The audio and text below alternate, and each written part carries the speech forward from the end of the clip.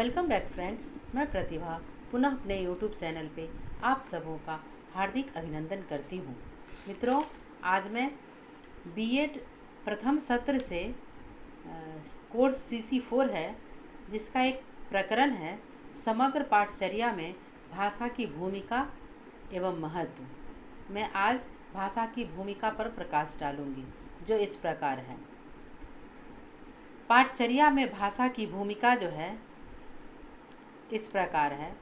समग्र पाठ्यक्रम में भाषा अपनी भूमिका निम्न रूप से निभाती है।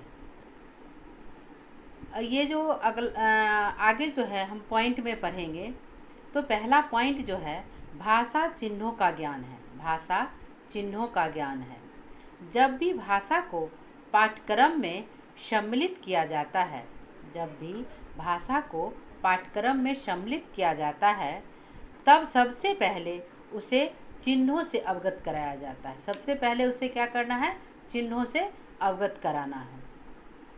पाठ्यक्रम के द्वारा यह निर्धारित किया जाता है कि किस कक्षा के बालकों को भाषा लिपि चिन्हों का ज्ञान प्रदान करवाना है। यह पहले से ही निर्धारित रहता है कि किस कक्षा के छात्रों को या बालकों को जो है भाषा लिपि चिन्हों का ज्ञान करवाना है। तो ये था पहला पॉइंट, भाषा चिन्हों का ज्ञान। अब हम चलते हैं नेक्स्ट पॉइंट पे। नेक्स्ट जो पॉइंट है ध्वनि का ज्ञान।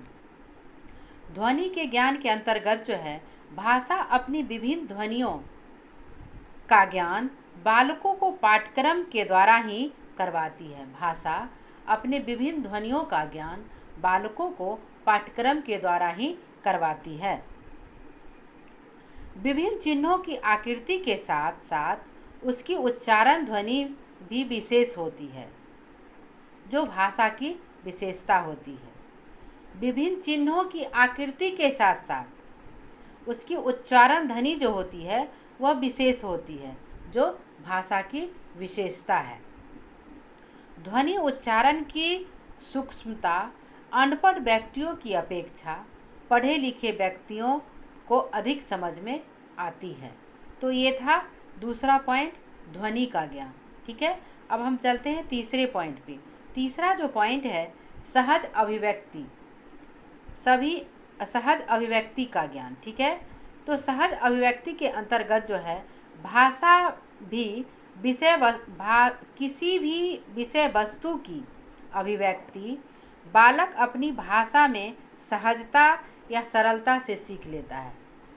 अब देखिए क्या कह रहा है, किसी भी विषय वस्तु की अभिव्यक्ति बालक अपनी भाषा में बड़े ही सरलता और सहजता से सीख जाता है। इस प्रकार बालक की अन्य विषय की अभिव्यक्ति भी अपनी भाषा में वह आसानी से कर लेता है।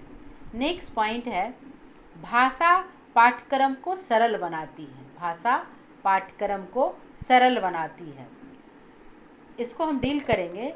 जब बालक अपनी भाषा में किसी पाठ्यक्रम को सीखता है, जब बालक अपनी भाषा में किसी पाठ्यक्रम को सीखता है तो वह उसे आसानी से सीख लेता है। परंतु वही बालक अगर किसी दूसरी भाषा का पाठ्यक्रम सीखना चाहता है तो उसे ढेर सारी कठिनाइयों का सामना करना पड़ता है। नेक्स्ट जो पॉइंट है वह है भाषा व्याकरण का ज्ञान कराती है। भाषा व्याकरण का ज्ञान कराती है। भाषा पाठ्यक्रम में, इसको हम डील करेंगे, भाषा पाठ्यक्रम में सम्मिलित होकर बालकों को व्याकरण का ज्ञान करवाती है। भाषा क्या है?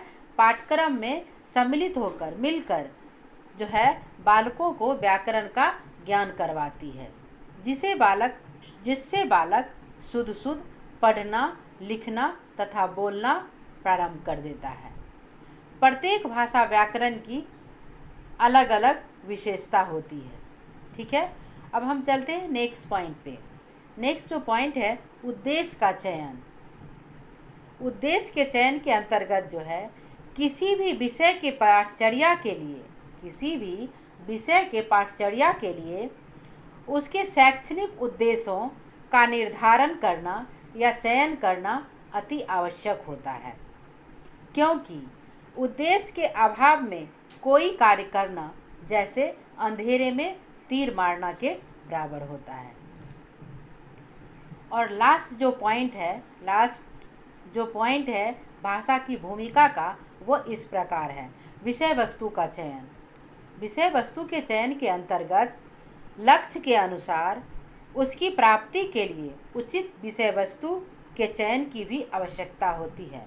लक्ष्य के अनुसार उसको प्राप्त करने के लिए निश्चित विषय वस्तु की भी आवश्यकता होती है, क्योंकि इसके अभाव में हमारे निर्धारित उद्देश्य को प्राप्त करना मुश्किल ही नहीं, नामुमकिन होता है। मित्रों,